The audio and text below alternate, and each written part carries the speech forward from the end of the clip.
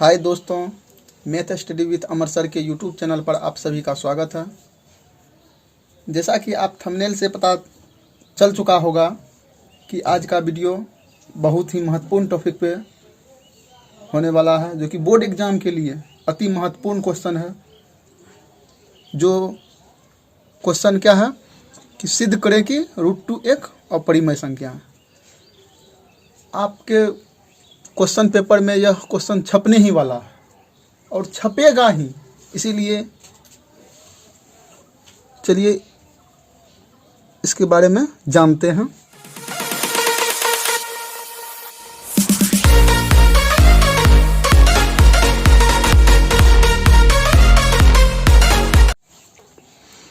कि सिद्ध करें कि √2 एक अपरिमेय संख्या है।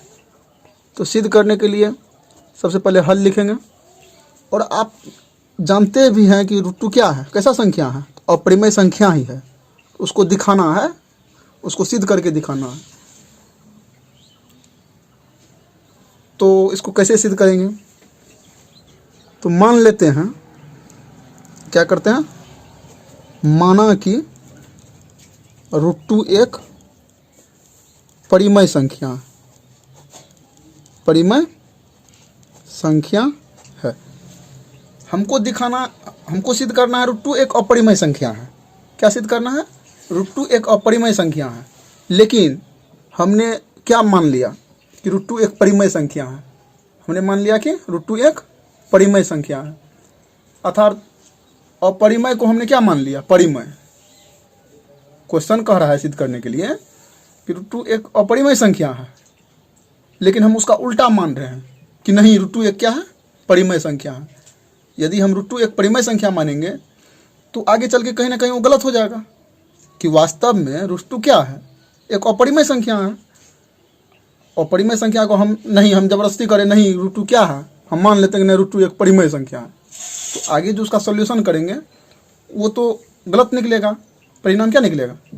गलत ही निकलेगा ना। गलत को आप मान के कोई भी चीज़ को आगे बढ़ाइएगा तो गलत ही निकलेगा। तो गलत निकलेगा तो स्वतः वो क्या हो जाएगा?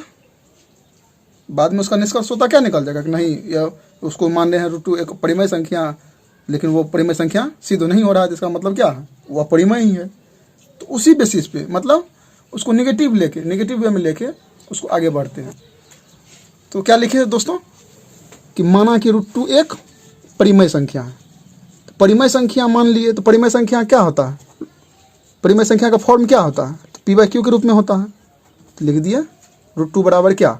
p/q। और p/q क्या है? जहाँ p और q क्या है? एक पूर्णांक संख्या होता है, पूरा संख्या होता है। तो यहाँ लिख लेंगे p तथा q कैसी संख्या है?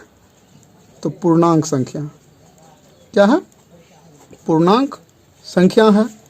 और जहाँ क्या होना चाहिए? q नॉट इक्वल टू 0 होना चाहिए। q नॉट इक्वल टू 0 होना चाहिए। यदि ये 0 हो जाएगा, यदि q का मान यदि 0 हो जाएगा तो p/0 लिख देंगे तो क्या हो जाएगा? तो p ही हो जाएगा। तो p/q के फॉर्म में हुआ नहीं। इसी कारण से यहाँ लिखना पड़ रहा है दोस्तों कि q नॉट इक्वल टू 0, मतलब q 0 के बराबर नहीं होना चाहिए। समझ रहे होंगे यहाँ तक? और p/q का जो फॉर्म होता है वो कैसा होना चाहिए? p तथा q कैसा होना चाहिए? p तथा q एक सरलतम भिन्न संख्या होता है। कैसा होता है? सरलतम भिन्न संख्या है। सरलतम भिन्न संख्या है। लिख दिए दोस्तों। अब क्या लिखेंगे?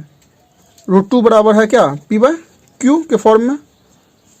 अब इसको दोनों तरफ क्या करेंगे? वर्ग कर लेंगे। क्या करेंगे? दोनों तरफ वर्ग करने पर, इसको वर्ग करके देखते हैं दोनों तरफ।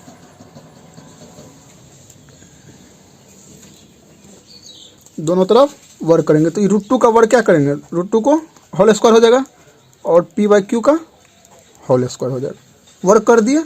वर्ग करने का मतलब स्क्वायर। क्या वर्ग करने का मतलब? स्क्वायर कर दिए। अब √2 को स्क्वायर हो गया, 2 बार लिखेंगे। √2 का स्क्वायर मतलब √2 को 2 बार लिखना है। और इधर भी p² / q², आप लोग जानते होंगे। और √2 गुना √2 कितना होता है, तो 2 होता है, लिख देंगे 2। इधर हो गया p²/q²। दोस्तों इधर जो है या का चिन्ह देना नहीं भूलिएगा।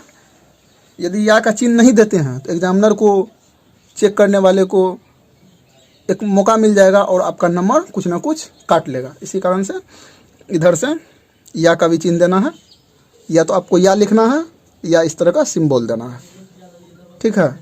इधर लिखेंगे फिर क्या, 2 बराबर हो गया p²। q² को क्या लिख सकते हैं, q × q लिख सकते हैं। एक q इधर गुना हम करेंगे तो उस साइड भेज देते हैं, तो क्या लिख सकते हैं, 2q बराबर p²/q। यहाँ तक लिख दिए दोस्तों। अब देखिए इससे क्या निष्कर्ष निकल रहा है। 2 क्या है, पूर्णांक संख्या है, सॉरी q क्या है, पूर्णांक संख्या है, और q के साथ में किसी भी संख्या को मल्टीप्लाई करेंगे तो वही क्या होगा, पूर्णांक संख्या ही होगा। इसीलिए यहाँ लिखेंगे, चूंकि क्या लिखेंगे, चूंकि q एक पूर्णांक संख्या है, क्या है, q एक पूर्णांक संख्या है, तो 2q भी क्या होगा, पूर्णांक संख्या होगा। 2q भी एक पूर्णांक संख्या होगा, ठीक है दोस्तों। उसी ढंग से p/q क्या था, p/q परिमेय संख्या था, तो p²/q क्या भी होगा, परिमेय संख्या। कैसे, जैसे 2/3 है, किसी संख्या है, यह परिमेय संख्या, किसी संख्या है, परिमेय संख्या।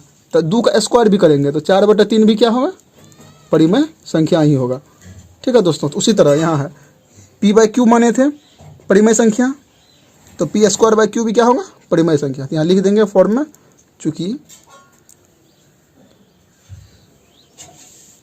p/q एक परिमेय संख्या है, एक परिमेय संख्या है, इसीलिए p²/q भी क्या होगा, q भी एक परिमेय संख्या होगी, ठीक है। p²/q भी एक परिमेय संख्या होगा। और दोस्तों देखिए यहाँ क्या निष्कर्ष निकल रहा है, यदि q क्या है, पूर्णांक संख्या है, q क्या है, पूर्णांक संख्या है, तो 2q भी क्या होगा, पूर्णांक संख्या। अब पूर्णांक संख्या यहाँ बराबर किसका हो रहा है, परिमेय संख्या का, जो कि गलत होगा। आप सोचिए 2 बराबर यदि हम 3 लिखे, यह सही है कि गलत है, गलत है। उसी ढंग से यदि पूर्णांक संख्या ये है और बराबर की साइड में परिमेय संख्या है, तो पूर्णांक संख्या परिमेय संख्या के बराबर नहीं हो सकता है। क्यों कि पूर्णांक संख्या होता है 2, 3 पूरा, और परिमेय संख्या होता है बट्टे में 2/3, 4/3, 1/3, तो दोनों कैसे बराबर होगा, नहीं होगा। इसी कारण से यह कथन क्या हो जाएगा, मेरा असत हो जाएगा। तो वही इसीलिए लिखेंगे कि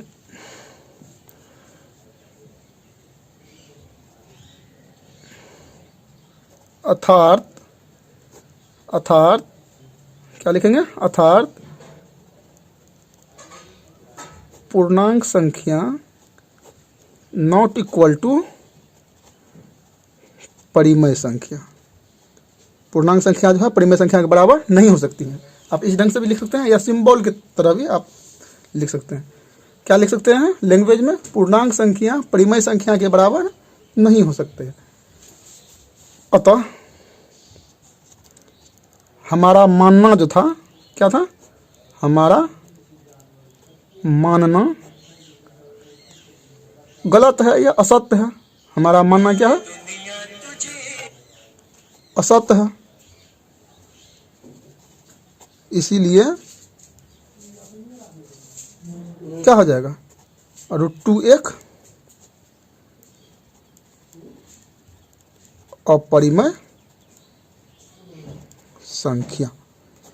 इसी को यही हो जाएगा प्रूव्ड। क्या हो जाएगा, प्रूव्ड लिखिए या प्रमाणित लिखिए, प्रमाणित लिखिए, ठीक है दोस्तों।